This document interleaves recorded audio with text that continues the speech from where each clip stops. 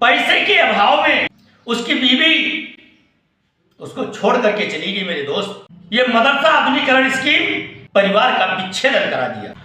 तो भारत सरकार और उत्तर प्रदेश सरकार की अड़ियल रवैया। दोस्तों, परिवार का दुख वही जान सकता है जो परिवार के बीच में रहता हो। कटु वचन है, परंतु मेरे सभी सम्मानित मदरसा आधुनिकीकरण शिक्षक साथियों को मेरा नमस्कार। मैं पंकज मिश्रा, मदरसा आधुनिक शिक्षक। दोस्तों, आज का ये वीडियो आपके बजट को लेकर के और स्कीम से जुड़ी हुई जानकारी को लेकर के बनाया जा रहा है। उससे पहले, चर्चा होने से पहले, मैं आपसे 2 लाइन की कविता के माध्यम से जुड़ना चाहता हूं। अगर ये कविता अच्छी लगे तो कमेंट करके बताना, ना अच्छी लगे तो तुरंत कह देना कि ये कविता आपकी अच्छी नहीं है। सुनिए दोस्तों, जो नदी किनारों से ना बंधे वही समंदर तक पहुंचती है। जो नदी किनारों से ना बंधे वही समंदर तक पहुंचती है। जो इम्तिहानों से डरते नहीं मंजिल उन्हीं को मिलती है। जो इम्तिहानों से डरते नहीं मंजिल उन्हीं को मिलती है। कोशिश बेकार नहीं जाती, हर कदम सीख मिलती है। जो गिरकर संभलना सीख ले सफलता उन्हीं को मिलती है। मेरे दोस्त, इसलिए आप निराश ना हो। इस कविता के माध्यम से अब तक मैं एक संदेश ये पहुंचाना चाह रहा हूं कि कोशिश करने वालों की कभी हार नहीं होती और कुछ किए बिना जय जयकार नहीं होती। मेरे दोस्त, अगर हम हौसला हार जाएंगे, थक हार कर अपने घर बैठ जाएंगे, तो जिस मंजिल के लिए हम निकले हैं उस मंजिल तक पहुंचने में हमको पूरी उम्र बीत जाएगी, लेकिन उस मंजिल तक हम नहीं पहुंच सकते। दोस्तों, आज आधुनिकीकरण शिक्षकों के लिए बहुत बड़ा दिन है। आज विधानसभा सत्र में, सदन में आपके बजट को लेकर के बहुत बड़ी चर्चा होने वाली है। और वो चर्चा हो सकता है आज ये तय कर दे कि आधुनिकीकरण शिक्षकों में कितने मद का हिस्सा दिया गया है। इस चर्चा में आज ये तय होगा। और माननीय दानिश आजाद अंसारी साहब आपकी स्कीम से संबंधित कार्यों के लिए मुख्यमंत्री जी से मुलाकात भी करने वाले हैं, जैसा कि उन्होंने बताया है। और मेरे दोस्त, आज से आपकी प्रश्नावली पे चर्चा विधानसभा, विधान परिषद में गूंजेगा, क्योंकि कई माननीयों को लेटर दिया गया है और इसकी शुरुआत हो चुकी है। और सरकार को मजबूर होना पड़ेगा जवाबदेही करने के लिए।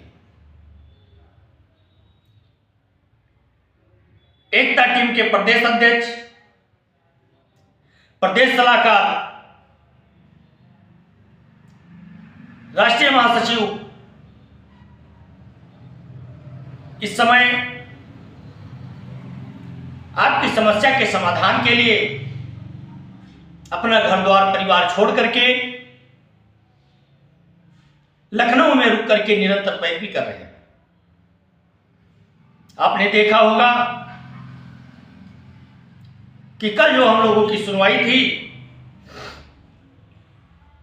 माननीय इलाहाबाद हाई कोर्ट में, उसकी भी डेट लग गई। कल फिर एक बार मदरसा आधुनिकीकरण शिक्षकों को निराश होकर के लौटना पड़ा, लेकिन ये निराशा ज्यादा दिनों तक नहीं रही। ये निराशा आशा में बदलने वाली है। संघर्ष करने वाले लोग कभी थक हार कर बैठते नहीं हैं, सूरमा नहीं विचलित होते। कितनी भी बड़ी बाधाएं क्यों ना आ जाएं, उसका सामना वो डट करके करते हैं। ये वो देश है, ये वो धरा है कि सर कटने के बाद भी ये शरीर युद्ध के मैदान में टटा रहा है। उन योद्धाओं की ये भूमि है दोस्तों, और अपने दुश्मनों पर निरंतर वार करता आया है। तो इसलिए इस देश में रहने वाले प्रत्येक व्यक्ति लड़ना जानते हैं। फर्क इतना है कि हम जुबानी जंग से लड़ाई कर रहे हैं इस समय, जो परिस्थिति की मांग है, और जरूरत पड़ेगी तो हम और तरह की लड़ाई भी लड़ना जानते हैं। लेकिन जब से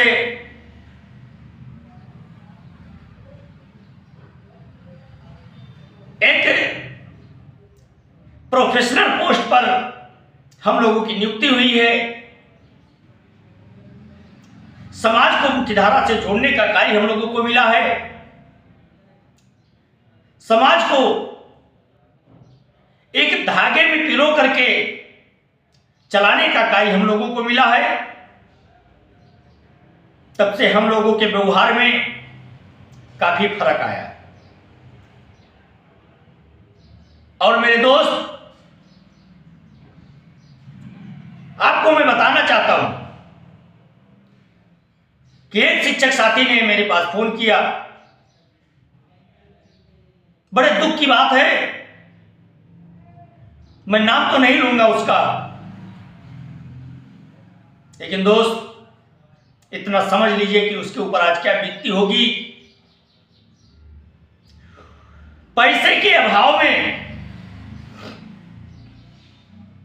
उसकी बीवी उसको छोड़ करके चली गई। मेरे दोस्त, यह मदरसा आधुनिकीकरण स्कीम परिवार का विच्छेदन करा दिया। स्कीम गलत नहीं है, पोस्ट गलत नहीं है, संस्था गलत नहीं है।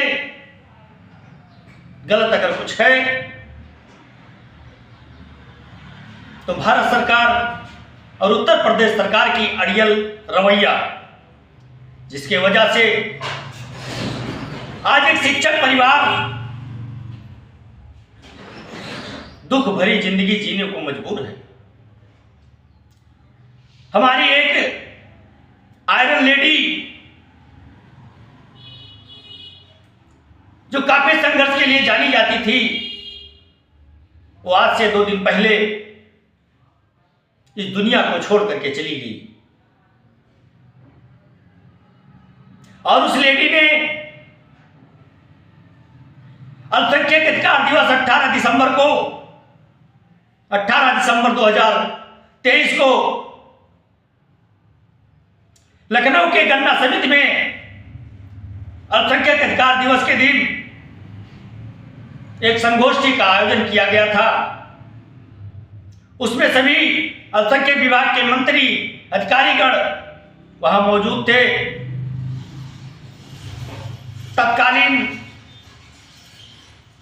कैबिनेट मंत्री और वर्तमान राज्य मंत्री दोनों उस सभा में मौजूद थे। और उस आयरन लेडी ने तत्कालीन कैबिनेट मंत्री श्री धर्मपाल सिंह सैनी जी का पैर पकड़ लिया, रोने लगी। और धर्मपाल सिंह सैनी साहब ने आश्वासन दिया, बाकायदा सदन में उन्होंने कहा कि इसी सत्र में इन लोगों का भुगतान हो जाएगा। लेकिन ये दुर्भाग्य है दोस्तों कि अभी तक वो दिन नहीं आया, और उस दिन का इंतजार करते करते वो आयरन लेडी आज इस दुनिया से चली गई।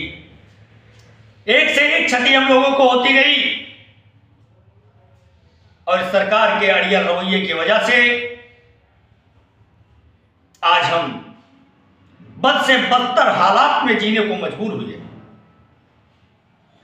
फिर भी सरकार समझने को तैयार नहीं है।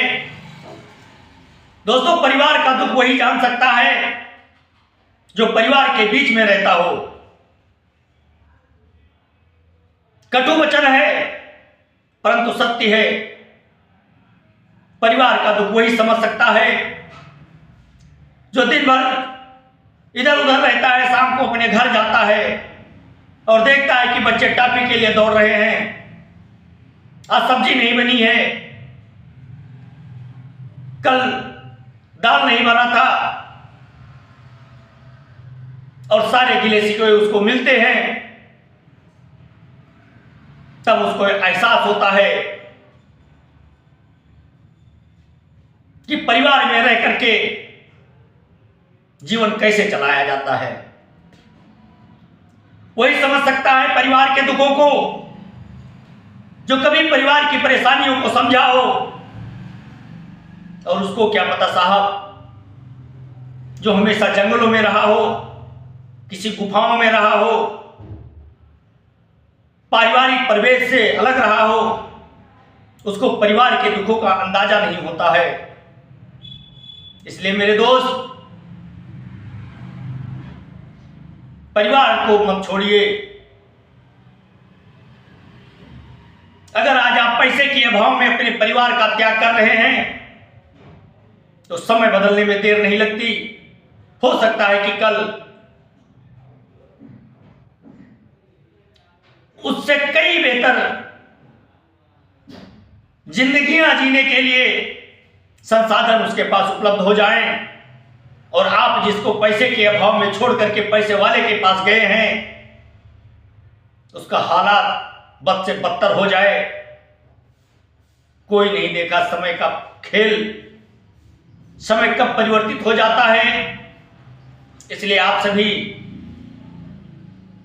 शिक्षक और शिक्षिकाओं से मेरा अनुरोध है